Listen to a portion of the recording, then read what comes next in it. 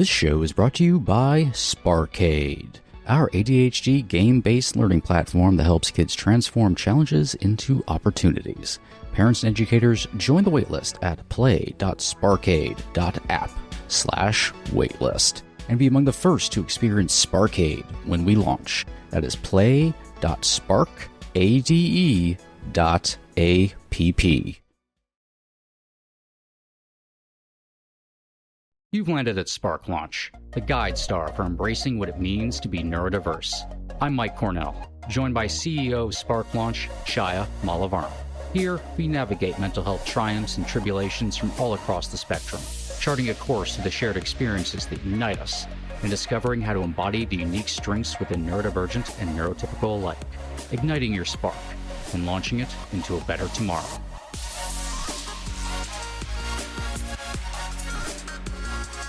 Hello there. I'm Mike. I'm Chaya. And I want to welcome onto the show Dr. Mandi Davis Skerbetz, the co-founder and head of school at the Sage School of Dallas, a school designed specifically to meet the unique strengths and needs of twice exceptional learners, with over 2 decades of experience across public, private, and charter schools, as well as faculty roles at prestigious institutions, Johns Hopkins, Carnegie Mellon, and the University of Pittsburgh. She's dedicated her career to reshaping how we support neurodivergent students and their families, and has also coordinated international educational partnerships and led groundbreaking research on students' choice and behavioral interventions. Welcome to the show. For having me. Welcome, Mandi. When I first heard about this school, it made me so happy that a whole school was dedicated to neurodivergent children. So how did you go about building a school like this? I know you're in the process of building. And share your journey, your motivation, your inspiration. Well, I think the starting of the school came as myself and one of the co-founders were just kind of had seen the same students over and over that they just didn't fit anywhere. And it was so hard to tell parents, well, you can pick this school and they'll get a really high academic education, but socially they're not going to do well. Executive function wise, they're probably not going to do well, but they are going to get high academics. Or you can go to this school and, they'll get the social emotional support, but they're not going to get high academics. They're going to get bored probably. Behaviors might even come out of that. And those were in private schools. When I was in public and charter, my heart goes out to public and charter. They can't serve the kids they have regardless of needs. So, it was always my 20 plus years has just kind of come full circle, I think. And so when the other co-founder, Jessica, and I were talking about, and she has a twice exceptional son that's now in college, she was like, I just wish there would. I wish, and we were kind of not changing careers, but we were both kind of at this like crossroads of like, what's next? And we're like, we keep saying somebody should do it. If you say somebody should do it long enough, like, are we talking we should do it? And so I was like, she was like, pinky promise. I was like, oh my God, what are we getting into? I don't even like. So I was like, do we Google like how to start a school? I have no idea. So so we started it and we're so passionate about it. My journey's kind of come full circle. When I first was a novice teacher, fresh out of college, like going to save the world, I was in urban education in a very urban setting and they were low on teachers even 20 plus years ago. And so I had my special education certification, and that was always my passion. I always wanted to be a special education teacher. I love emotional and behavioral disabilities. I always said behavior to me is like being like a detective, like the behavior's for a reason. And I always loved it. I loved the challenge and it was always different. But long story short, the state that I was in, if you had special ed certification, you're also certified to teach gifted. Now I had no training, not a single class, nothing about gifted students. And so, but I was low man on the totem pole. I had the right certs and I was like, young and like, yes, I'm going to do everything. So my day was split between teaching gifted and teaching emotional behavioral disabilities. And I loved them both. And everybody's like, it must be so hard to teach gifted kids because they're so smart. I'm like, no, they have more emotional and behavioral needs actually a lot of times than my emotional behavioral students. So it was so funny that the crossover was early in my career. And honestly, I don't know that it clicked in my head right like at that point until I kind of kept moving. And I would kept working with emotional and behavioral students, and some of them were so talented. They were so gifted, but they were never, because of their behaviors and their mental health needs, they were never allowed in the high classes. They were never allowed in, well, their behaviors, we don't want to interrupt, the other students. And so I think I just started to really,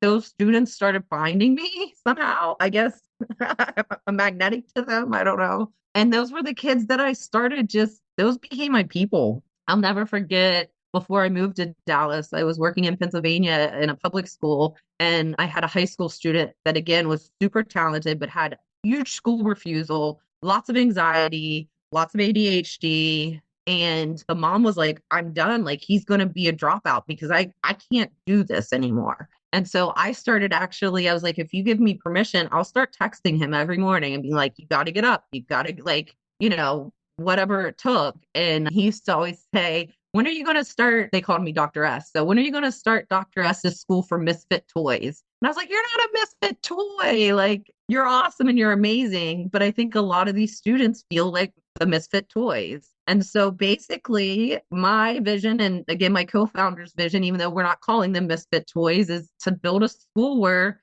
students that don't really fit anywhere, not public, not charter, not private, really get what they need on all levels. Like, I want a parent to drop their kid off and know that they're getting everything they need in the same day. So that's really my passion. I also think educationally and curriculum wise, and I can go into that, if you want me to go into it a little bit, but it's also kind of selfishly my chance to have a school that, besides all of being perfect for these kids, having a curriculum that's also perfect for these kids and would also be awesome for a lot of other kids, but it's my chance to do it. So yeah, that's kind of the full circle way that we ended up now opening a school in August for twice exceptional students. I think that we are always getting trained to do the next big thing, whatever that is. It might not be a big thing, but the next thing. So it must all add up, all your experiences from the past. So you talked about emotional behavior and your passion for gravitating towards children that had those challenges. I'm curious if you were able to identify an underlying pattern with that kind of behavior. I think a lot of times it depended on the setting I was in, to be totally honest. I think so much, fortunately and unfortunately, with students, especially, I wouldn't say, I take that back. I would say all ages, but are so, what word am I trying to, they're, whatever the environment is, they're going to elevate, or they're going to assimilate to what the environment is. So if a school has an amazing culture, the teachers are engaged, high levels of professional development, those types of things, the students still have emotional and mental health needs, but I think they're not treated as discipline problems as much as they're treated as, okay, these are, areas of need, and hopefully they're well staffed. And so they're really creating programs that are meeting those kids' needs. Is it perfect? No. But I'd say obviously it depends on the school. It depends on money at the end of the day. It just depends kind of on all that. And it depends on like the leaders and what their mission is. I mean, one of the things that I think was so disheartening in a couple situations I was in is the leadership had no interest. And so there wasn't any, I don't want to say there wasn't anything in it for them, but they were like, well, they're smart. So like, they'll be fine. And I'm like, yeah, they're smart, but they're not going to be fine because they don't have executive functioning skills. They don't have communication skills. They don't have just social interaction skills. So yes, maybe they can take the courses. I don't even know that they'll be successful in those courses, middle school, high school courses. You're probably going to see some behaviors, and then you're going to label them a bad kid. Then they're going to end up in a different, in a different environment, not getting the academic level. So it was kind of, and then I've heard even from private schools, like, hey, they're smart. If they want to come and do our program, great. If they don't, they don't. Like, I've never really met anybody that's super interested in this. And I know it's a niche group, but I think it's bigger than we know it is. I know it's bigger than we know it is. And so while it seems like this very narrow group, I know there are a lot of kids sitting in classrooms that are getting something's not getting met and they kind of fit in this area. And even when I would work with privately or, in different situations with highly gifted students, but I knew they had other needs and maybe their parents weren't. I think a lot of times parents grab onto well, my kid's gifted. They can tell you everything about astrophysics. Yeah, but they can't tie their shoe and they can't turn an assignment in. So they're failing. But yes, they can do all of these things. And so a lot of times, especially when it's private practice, I'd say I can get your child into whatever college. Like, yes, they are smart. The SATs, no problem. Like they've got it. They're not going to last. They will drop out.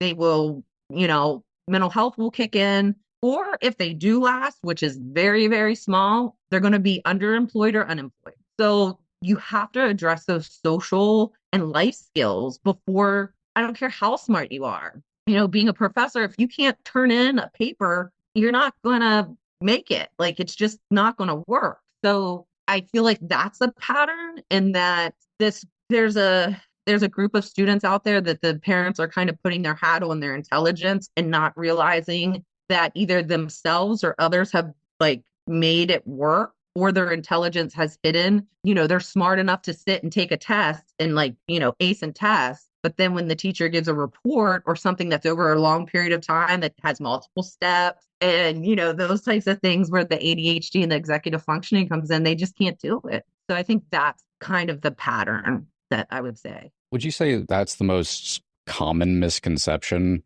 that you see, which is academic ability equals, well, that must mean emotional ability as well. So, and that also reverses that emotional problems equal inability of academia. 100%. I can remember again when I was in that double situation, even though I was super young and didn't have a clue what I was doing at the time. I can remember one of, at public school, you got to get your test scores. And they were like, rely on your gifted students to get your test scores. I won't say his name, but I can remember this one student in my emotional, I was like, he will out test any of these other kids. But he was labeled bad and he was labeled a problem. And so they didn't, like I said, they just totally underestimated any of his abilities versus hey, I mean, I haven't heard it from people, but I will tell you my grandfather that's 92 years old, when I was like, I'm starting a school. And he's like, oh, great. For who? I'd love, whatever. I'd love to support you. And I was like, for kids that are super, super smart, super gifted, but then also have social emotional challenges. And he's been the only person, I don't know if it's like an older generation or whatever, that was like, well, they're smart, they'll be fine. And I was like, no, it doesn't work that way.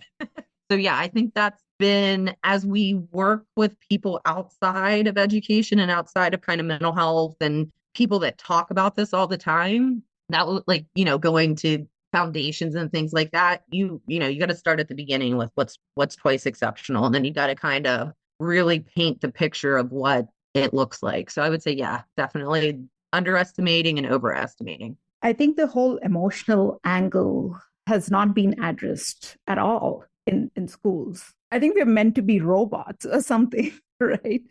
Fit into a really specific program. Yeah. Yeah. And the whole environment has a lot to do with their emotional regulation. So I truly believe that if they are in the right environment, some of the behaviors won't even come up, right? Some of the negative. Absolutely. Yeah. So I'm sure it's going to be amazing. What you're doing is a blessing for a lot of families. Yeah. Speaking of the physical environment per se, like our classrooms don't have desks. They have tables, they have standing desks, they have kind of like those, I don't know, they're not bean bags, they're more like a formed bean bag. So that, again, based on, where do you learn best? We're learning that, sitting at a desk, staring at a computer is not ideal. So even our environment set up like that, our kitchen space or our dining space is set up in a way where they're not the typical lunch tables. We didn't get those. We got true like cafe tables so that you're kind of going to be forced to interact, and obviously with adults helping, but things like that too. We have an entire space that we're just calling we don't have a great name for it yet, if you can think of something, but it's a flex space. So if you want to go and work on a project and you want to be in a dark area, you can go, obviously with adults watching, but our school doesn't look like a school. Our actual building looks like a mix between school, maybe a college setting, and a workplace. Like it's not, the teachers themselves don't have desks in the room. So they have offices, and then the classrooms itself have the whiteboards and everything they need. But it's not the idea that the teacher, and they have standing kind of podiums to put their things. But so much of, again, our curriculum is not the standard, memorize this, go to this textbook. It's very, very project based and inquiry based. So not only are we using the physical environment, but kind of the expectations and the curriculum environment of that, I don't know if that's a real word, is helping to set these students up. And everything's going to be, so we're going to be small. We don't want to be big. We obviously want to enroll the right students, but it truly is going to be individualized. I mean, our classes are going to be 8 students. Some may get up to 10, but max would be 10. And I would find it very hard that we even get to some of those numbers, because if we have an 8th grader come in that's already at a level of calculus, then they're going to go into a high school calculus class. Like we are truly, and math is really the only traditional, I guess, curriculum that we're really following, because math is going to be involved in our projects and our inquiry base, but math's kind of the only thing that you really have to kind of go step by step. So, but otherwise, like we have a humanities block. It's 2.5 hours where writing is incorporated, literacy is incorporated, social studies incorporated. It's all, hands-on project based. It's not, here's your textbook, open to this page, we're going to read. Like, it's not. My biggest soapbox I think I've worn it out at this point, is kids do not need to memorize. I don't care who they are. I don't care if they're gifted. I don't care if they have a lower IQ. I don't care what. We have Google. Like, you can Google anything. We need critical thinking skills. We need, analysis, all those higher level thinking, which these students are amazing at, but they can't communicate it to anybody. So we need to get it in a way where, that's the level of academics that we're doing. But at the same time, we're preparing them and supporting them and being able to present to somebody. Or how do you have social relationships? Because a lot of these kids also are coming out of, they don't have, I just had an interview with a student, and he's like, well, I don't know if I want to come because I don't want to leave my friend. And the mom kind of sidebar and was like, those aren't really friends. Like, they're in your class, but they've never invited you to a birthday party. They've never called you. You don't text. Like, those are peers, but they're not friends. And so we're going to be doing a lot around every day, mid-morning. So we have an amazing advisory board that have taught me already a ton of things. And one of the things is that a lot of these 2E students need like big time brain breaks. It's not just the 5 minutes in between classes. So we're doing where they will have, I can't remember exactly, but say an hour and a half, 2 hours of courses, and then they have clubs. So at 10:30 in the morning, they have a half an hour of just clubs. And so we know some of them, but it's going to be based on their interests. So we have chess and Dungeons and Dragons and, Roblox and Minecraft and knitting and, all yoga, whatever. We have these clubs. So then it's a break, what school has a break in the mid-morning to go have fun? Then they come back. And again, it's kind of blocked, they're in blocks with their teacher. And then in the afternoon, it's the same thing, but it's more of a mental, calling it more of a mental, I don't know what, we got to come up with better names for things. That's one thing we're working on. But basically, a lot of that's going to be run by myself and our counselor. And it's going to be things like yoga, meditation, breathing exercises, things like that. So more of a kind of mental reframing towards the end of the day. And then our mornings our days are bookended with a morning meeting and a shout out at the end of the day, where the students, we have to obviously work with them and teach them how to do it, but they will run that. And so the morning meeting will be this is what's going on the day, just kind of like the morning announcements, but making it more formal. And then the shout out's going to be where students and staff can literally hey, Mike, you were awesome today helping me clean up, I don't know, lunch. So really we're trying to build in so many things, but it's all really integrated into like character and social emotional learning and being a community. That's a big part of it is like, guys, this is your space, this is your school. Obviously, there are some rules and there are adults, and those are things that you just have to have. But this is your place. This is the place. And like I said, we're not going to use this term, but like, this is the place to let your freak flag fly. Like, if you don't really like hanging out with kids at lunch because you like to play Pokemon and that's not cool in high school anymore, we'll play Pokemon at lunch. Like, that's awesome. Like, go for it. So, yeah. So it's just pretty special and definitely different. I haven't found anywhere yet that quite like us. I mean, like I said, there's other schools, but I think some of the things that we're integrating are going to be pretty unique. Yeah, I dig all of that. There's so many opportunities there for active engagement with them instead of just passive. I'm thinking like the morning announcements, which I don't think I ever paid attention to what was actually being said during morning announcements. It's just a thing that's blaring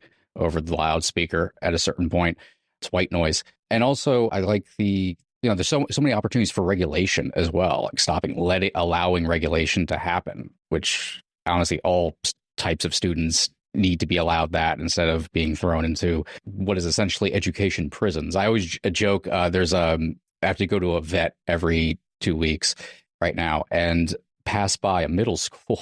And I always joke because if you're not paying attention, it just looks like a prison for whatever reason. Like, it is the most depressing looking, like, Soviets building I've ever seen. And I'm not even going to call it out because honestly, you could probably just say any middle school and it's going to probably look similar to that. And class sizes, I think, are really interesting that you bring that up because I think there's this, I mean, it's all sort of traditional education is so almost like cattle rancher, like throw as many, kids in a pen as you possibly can. There's always like, I think this idea that, well, if you throw 30 kids in a class, like, and then treat them all like they're one giant unit, they'll all bond together and become, best friends and work together. And it doesn't actually work that way for anybody. Cliques will end up happening because it's too unwieldy, it's too big. And then you throw in neurodivergent students in there who are going to react very differently, who are going to move to the corners. The more people in there, the more isolating it actually is.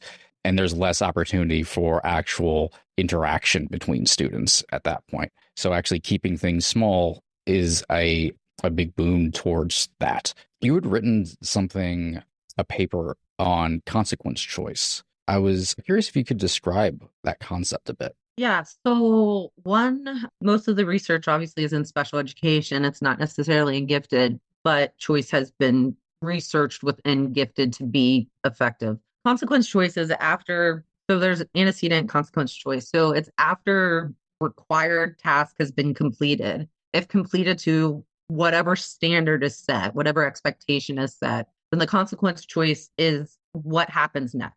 So it's not necessarily a reward per se. It can definitely be viewed as a reward, but a lot within special education and also 2E and everything we're talking about is kind of chunking times. So putting preferred activities in between non-preferred. So it's kind of allowing the student to choose that they've done the non-preferred activity. Now you get a preferred activity. So a lot of that we're embedding is like the clubs. Like you get to tell us the clubs. Like if we don't have a dungeon master, which one of our parents is, thank God, but we'll find somebody. There's, here in Dallas, there's a chess company that comes in and runs the chess, like I don't know. I mean, years ago I knew chess. I don't know it now. So, I mean, a lot of it students will be able to do and teachers and myself and counselors and everybody else, but, kind of bringing in those things. So the idea of choice, which kind of back to your point of our school prisons, they don't have any choice. It's the bell rings, period 1, period 2. Like at high school, they get to pick electives, but let's be real. The electives are, journalism or band, and I'm not saying there's nothing wrong with those. And those might be things that we have, but it's not based on the student's interest. It's based on what the school has done for years and years and years. And that's the other thing, kind of, again, the 30 kids in a classroom, we're using the same educational practices in 2025 that were used in the 18 and 1900s. I know I'm from the 1900s, but early 1900s. And one of the big things is age. We base where the students are in first, second, whatever grade based on age and their birth date. That's realistic. That humans don't grow like that. So even though we're having we're having certain grades, it does. If you're ready for, English 1 and you're in 7th grade, then you're going there. It's really based on where the student is and what they're able to do academically versus, hey, you're 15 years old, so you're taking this course. And so I think that's something that, again, year after year being in school systems, I'd be like, you have to take Algebra 1, but they already knew all of Algebra 1, but the state that's a required credit to get a diploma. So it's like, oh, like, what can we do? So like credit by exam or, different things like that, because you're wasting a whole year of a kid's life. And at the end of the day, they aren't in school. It seems like forever for them but they're really not in school that long. And so if we're really kind of pushing, getting them into colleges and careers and things, we need to make sure that their skill set matches what we're putting them out into. And right now, this is personal opinion, a lot of schools, I'm not going to say all, a lot of schools are not setting up students for success. I don't care if they're gifted, neurotypical, neurodiverse. It's just, the careers that these kids are going to have haven't even been created. Like, I can't say, hey, wouldn't you love to do blah, blah, blah, blah. It hasn't even been created yet. We're moving at such a fast pace that we have to, the old way of doing education, and, you do biology in freshman year and chemistry or sophomore year or whatever. We need to be able to, let that go. But when you're in systems that have done it forever and, everything from, that's the way the board of education went to school. So that's what they want to see, principals, superintendents. Oh, that's how I went to I went to school. That's, I went to a good school. It should look like this. And so I think there has to be some level of willingness to let go. And I think that's one thing that, again, the founders and myself have been very much like, throw it at the wall. Like, let's get, the experts, we have Johns Hopkins PhD and the university, like we have all these experts, but let's throw it at the wall and let's see what they think. Does it match the research? Does it match what's showing? And so I think that's been one of I've had a lot of soapboxes over, I guess, my career, but I think one of the most disappointing things is not willing to change. And I've seen it in every setting. It's how we've always done it. Oh, well, yeah, we'll add advisory. That's new and flashy.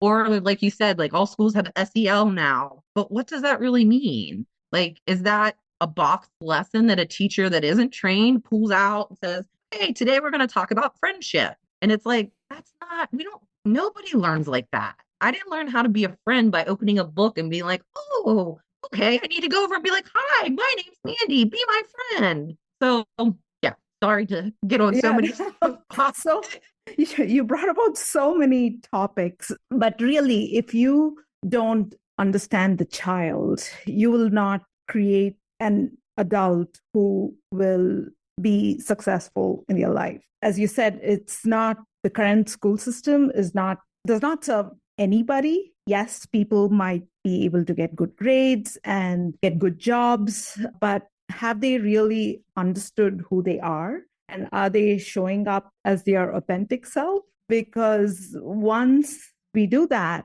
we will be at peace, I think. And when we use that passion that we have to help others, and that should be what the job is, right? And so I'm thinking your school will help discover what that child is good at, what that child is passionate about, what gifts they have, what are their weaknesses, so that they can actually do more of their strength, more of their gifts in the real world. Because nobody is perfect, right? Even the neurotypical, nobody has it all. Nobody. Typical at the end of the day.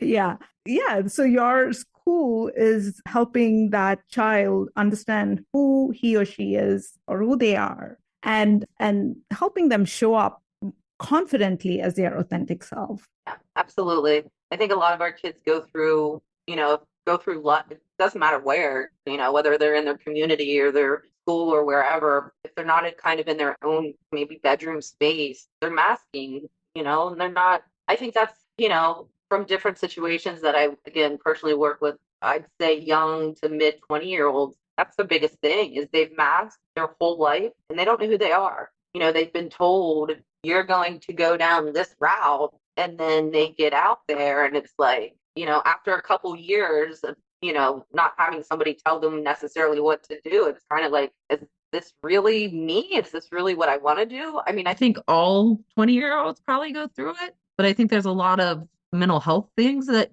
go with kind of the neurodiverse student that make it more critical to acknowledge, because I think a lot of times if they don't have a supportive environment, or they're not allowed to explore who they really are, their authentic selves, I think there's some pretty damaging mental health consequences. So, and I don't think I brought this up. So to kind of keep going with that, every other Wednesday, one Wednesday is called an inquiry-based day. So the entire day, the entire school, so whether you're in 7th grade or 10th grade, you're all together. We will be taking a question and basically doing a deep dive into all of the different holes. And I have a horrible example, but I have yet to come up with a better one at this point. But like, for example, why are there so many potholes in Dallas? Well, we can go into the geology, the geomorphology, plan a visit from the city planner. Okay, what are they actually using on the roads? Let's go to a blacktop facility. What actual chemicals are in blacktop? What makes blacktop? What new technologies are coming out that might sustain the roads better? Okay, what is the cost behind that? Now you need to do a proposal, and you need to propose tax increases to the people that live in this area to, so really going deep into that. But then the other Wednesday, so it's kind of like every other Wednesday, is what we're calling artist in residence. So we're contracting true artists in the area that are, I mean, anything from music to fine arts to, visual arts, whatever, and really having them have a day that from beginning to end of the day, they go through a whole process of true whatever, whether it's, photography and learning, where do you start and how to take the pictures, and then how do you Photoshop and manipulate them. Definitely have like a robotics coding day for sure, even though that's maybe not arts, but it is kind of at this point arts. A dance teacher, perhaps. I mean, we talked about like, there's going to be students, obviously neurodiverse students that are like, I am not doing this. But something else we have to do is we need to let them be uncomfortable and realize it's okay. It kind of goes into your authentic self of like, I don't like to dance. I don't know why I don't like to dance, but I don't like to dance. But okay, you're going to do this. We're going to kind of respect that you don't really like this. So you get to tell me what you want to do next time. So that's kind of the consequence choice as well. Like, is, so much choice is embedded, and you can do it when you're small, right? I mean, there's a lot of things, but like, I can't fault a public school teacher. I mean, again, they have 30 kids. If you're in a middle school, high school times 7, that's 210 kids. Like, you can't have choice. It's hard to have choice. Let's say that, like, to build in choice for 210 kids that you see for 30 minutes or 45 minutes a day.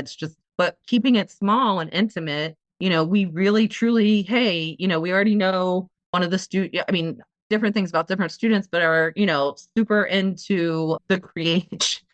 This is super neurodiverse. The creation, I didn't realize this, but for hockey, every goal has the goal horn has a different sound. So every NHL team has a different sound for their goal horn. And so I said, well, let's figure out how they decide that. How do they create it? Like, let's go into that. Like, I had no idea. So one of our activities is going to be, working with the stars and noise sound editors to teach us, tell us how do you determine who gets what goal horn sound. So they're quirky, weird things, but they're also the things that provide the authentic self. It's okay to be obsessed with goalie horns. Like, there's no shame in that. And they invite so much curiosity. Like, you're just, even the pothole thing, which honestly, I'm going to say that was a great example, because I'm sitting here going like, I would like to do that. Like that, those are the kind of videos that I will like deep dive and like, no, I want to go down a rabbit hole of this and see like what the way octopus is out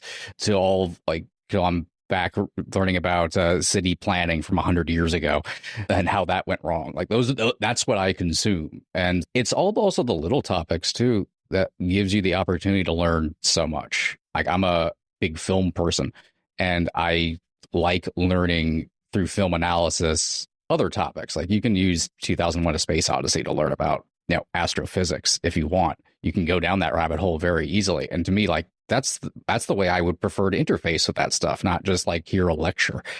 So like allowing like that curiosity to hit. Same thing with, you know, inviting artists and stuff. Like that's just all learning and all education are connected to just the basics of curiosity. So if you continue to foster that, everything around that starts to kind of like get sucked in like gravity. That's definitely our hope, and our belief is the same. You know, there's all these things we need to learn, but at the same time, like I said, like one of the examples was a school that I was recently at. Students had to memorize the Gettysburg Address and perform it. I don't know what term to use for that. And it, like, when I tell you, it was like a nail in my head. Like, it bothered me so bad that they wasted like weeks memorizing something that they can Google, which back to my Google thing, but who cares if you can recite it? What you need to do is take it. How is it relevant to today's government, to today's, you know, what can we learn from it? What could you propose? Say there's something in there that you would, you know, bipartisan, you would like to propose, you were able to propose to the US government. What would it be? How would you, you know, how would you propose it? You know, that type of thing. Like, anyway, drove me insane. I completely agree. Just break it down almost line by line. Like get into why does it exist? And I remember doing that in school. We had to learn a lot of those speeches, and I don't remember them. I will look them up if I need to know. It's like, thankfully, I was like a history nerd, so I would go into my own thing off to the side, and I would, you know, always be fingering through my history book anyway. But we never we never learned what any of that stuff was about. I learned through other means, all of that stuff. Or my brother was also kind of like a history nerd, so we would talk about it if I was learning about it. But yeah, we would have to recite them all in unison for whatever reason. And I don't know what that was supposed to prove, other than I think just waste about a quarter of the school year in busy work. Yeah. And that's the other thing too. I mean, I get where busy work comes from and whatever, but again, being a small school and having, you know, the adults and students so intermingled, there can be like, we're not going to say like you can never have downtime or anything, but what is it that you like to do for downtime? Because everybody needs downtime. I mean, I think that's one thing, if anything, we learned from COVID is like, it's okay to check out for a little bit. But again, I don't want to assume you're my age, but when I was in school, busy work was like crossword puzzles. You know, even in high school, I can remember being like possibly in an AP class and being given like a crossword puzzle or something. That's not engaging to most students, even regardless of what label you want to put on it. But what is engaging to you that we can kind of connect to have some downtime? I mean, these kids are coding on Python, and with AI and everything else, that's their downtime. Like that is them mentally dumping and being able to like go and like do their thing. That's okay. Like, that's fine. Obviously, you know, within limitations, but I'm not going to give you a crossword puzzle if you don't like a crossword puzzle. You know? Yeah. Downtime is so different for everyone. And so when you give that choice and freedom, they will use it wisely, right? I think every human being, however little they are, they know what works for them. And they will just naturally gravitate and use that. So all we have to do is give them choice and freedom with structure. And that's another thing. A lot of students that you know, they need this structure. So it's not like this is like they show up and it's like free for all. It's like, no, here are the time frames. Here's, you know, that's something that's really important is like the freedom and the flexibility within the structure, right? And even getting into the, you know, a lot of our students have some different sensory needs and things like that. So that was one thing. Like, we're not having a bell. This, you know, because we don't need it, and B, the students that we interviewed students before we really said like, let's do this. And, you know, like they hate the bells. Either they don't hear them like you, Mike. It's just white noise. Until the other kids in their class get up and leave, do they even realize they're supposed to get up and leave? Which would totally be me and ADHD. Like, I would be like, oh, everybody, oh, okay, let's go. Like, you know, or it drives them crazy. So we were like, okay, no bells. also we're not, we have those kind of more blocks of time and different things like that. But there's just, super different things. Like one of our important pieces was finding a building that had a lot of natural light. So we're not going to be in that old prison school where it's, the old, I can't remember what they were called, but the light bulbs and, all of those types of things. So we've really, we planned out like all the lights are LED, like everything we planned as much. And things are gonna, we know, first month things are gonna happen, but or first year. But we've tried to really plan it. And like I said, we interviewed before we even started this, kids that I've worked with privately or that we knew,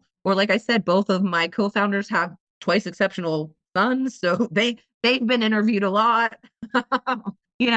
So it was very purposeful, even talking to teachers that are very much kind of in the same wavelength, I guess, as I'm talking about, like, this is just not working anymore. Like things have to change and what that looks like. So I feel very strong about the program we've designed. I'm passionate about the program we designed, but I feel strong that we have people that are very reputable, high, top of the neurodiversity world saying, yes, this is what needs to be done. Yes, this is what students need. And like I said, we haven't met with a family yet that's been like, why are you doing this? Like, it's been like, oh my gosh, so it's been exciting. It's been a lot of work. And I never thought I'd start a school. So like things like getting insurance, basic things. I was like, teacher. So we've definitely had to get out of our comfort zones to kind of learn what to do. But it's been exciting. And I think the biggest thing again has been honestly just the support behind it. It feels good. It always reinsures. I mean, like there's been times where we're like looking for a building was painful. It was more even painful for the other co-founder because she really was the one doing the legwork. But then like once you found the place and you knew all of that and students, you started talking to students that were excited about coming. It's like, okay, we can do this. So every time there's kind of like I feel like something in the universe sends us somebody or something to kind of pick us back up. Can you tell how's the admission process to your school? What happens when parents reach out to you, and how do they even reach out to you? And how many kids are you enrolling? All those questions I have. Yeah. So our website is stageschool.org.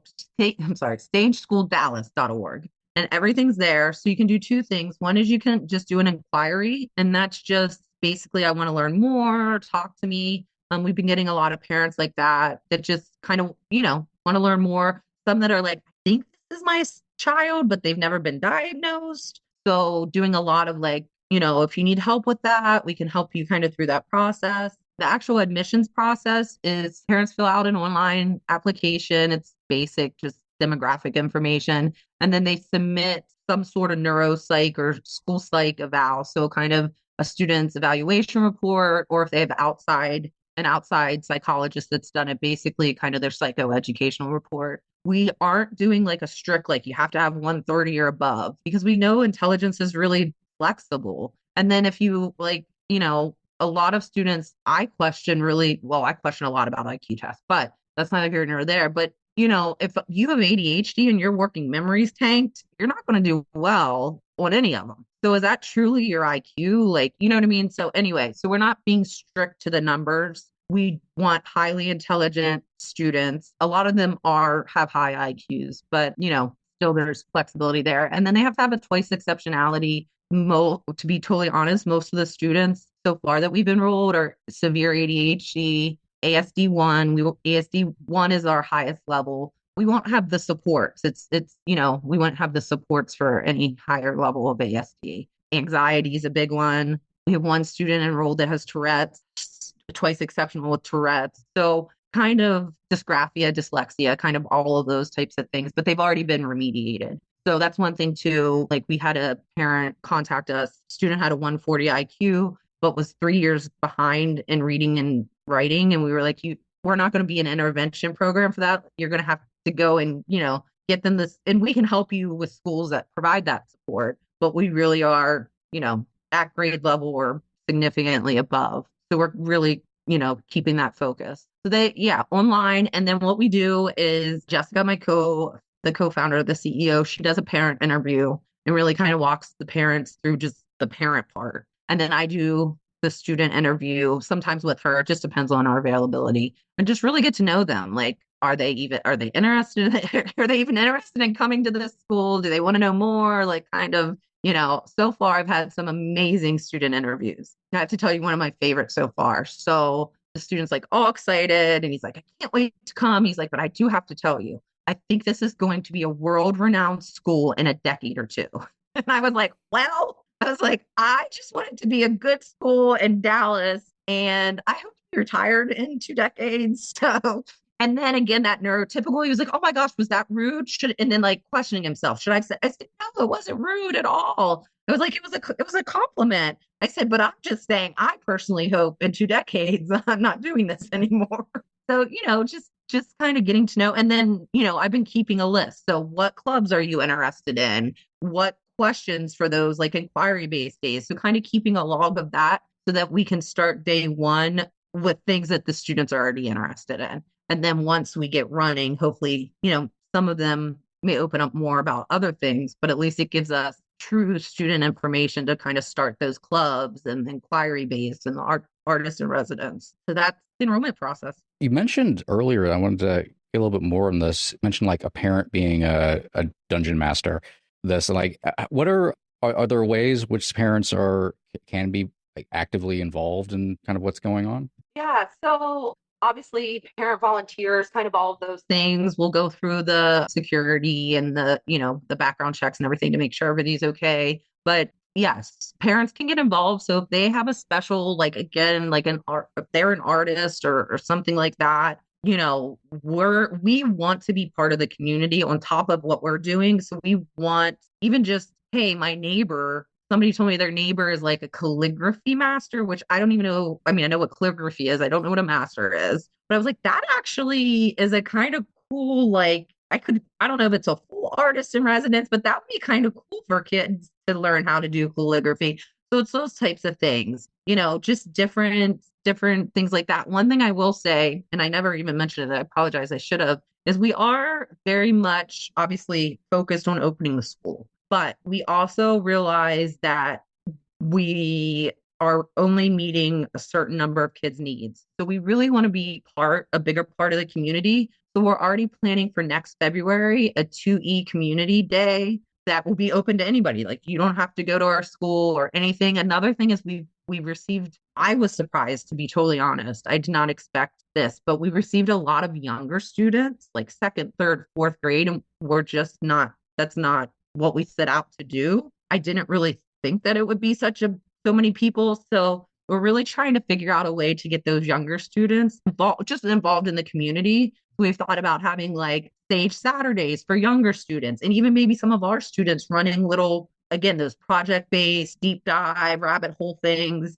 That won't be at first, but we do want to be part of the bigger community and do things that for 2E families that can't afford our school, or just they're not part of it. Another thing, so the school's my passion. It will always be my passion. And it's also the passion of the other co-founders, but a real passion of Jessica, who's our CEO, is year 3. Our goal is to open the Sage Center. And so the Sage Center will be, we don't want to just say, hey, you graduated, bye. We want to keep involved with them. We want to help support students in careers, colleges, whatever. And that doesn't have to be, you don't have to have been a Sage student. You could be whatever and be part of the Sage Center. We've also, which I never thought in a million years this would be, like, it wasn't even on my radar. We've had businesses reach out and say, these, 2E kids are the kids, like, these are the kids we want to hire, but we don't know where to find them. They're not applying to our jobs. Or if they do,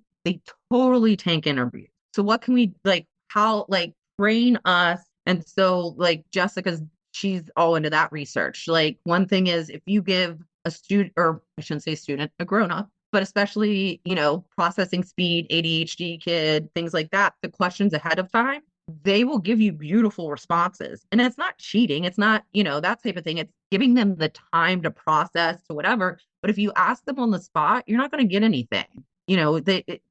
their brain just doesn't work that way. So that's really one of our longer term goals, is to really be kind of a center where we support, again, non-school age students and families, workplaces, and even, maybe we become something that schools want us to come and do trainings and teach their teachers at some point. We obviously, I want the school and I want the students in the school, but at the end of the day, we just want it to be better for the students, regardless of where they are or what they're doing. And if I knew half of what I knew now when I was teaching these kids, I feel bad about some of the things I did. I'm like, I can't believe I did that. You look back and you're like, oh my God, I can't believe I had them read out loud, or, something. There were some cool things, there definitely were some cool things, but then I'm like, I can't believe, you just look back and I wish I knew then what I know now. So if I can give that to new teachers that are starting out, because these kids are sitting in everybody's class. I don't care who you are. I don't care where you work. I don't care what school you are. They're there. They might be your quiet ones that don't want to be noticed, or they may be that bad kid in the corner. So it's another big part, is that obviously we want the school, and the school is our top priority, but we want to make sure that we reach as far out as we can. But the world is hungry for this. So they come for you for information, for guidance. I'm sure. I'm very positive that's going to happen. That's our hope.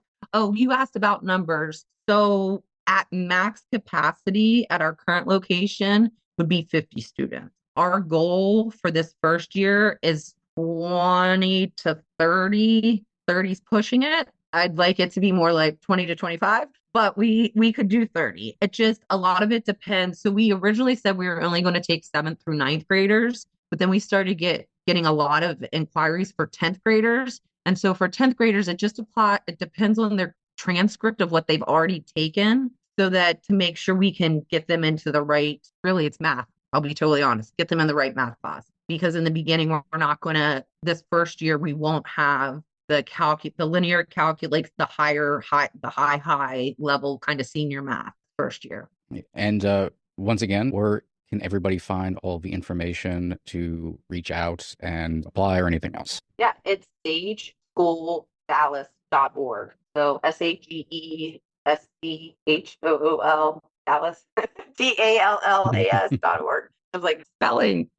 So everything, honestly, everything's on the website, but we're also on Instagram. We're on Facebook, we're on LinkedIn. You can follow us. We're constantly posting updates on just where everything is right now. Like I said, we're full on admissions and just marketing and getting our names out. Pretty close, hopefully, to finishing hiring for at least the first year or the beginning. So yeah, it's moving very fast.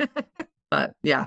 Awesome. And of course, I'll be sure to put all of those links all together in the show notes for this episode, which you can, as always, find on sparklaunchpodcast.com or wherever you happen to be listening to this on your favorite podcast listening methods, where, if you, of course, like this show, please rate and review us. It helps out a lot. And I really want to thank you for joining the show and for everything you're doing with this school. It is exactly what we in the world need, especially right now. So I want to thank you for that. Thank you so much for having me. Obviously, I'm a talker and I love this. If I can end my career like this, then I did okay in my life. I really believe that. So thank you so much for having me. Loved having you. Loved listening to you. So thank you, Mandi. And we will see you all next time.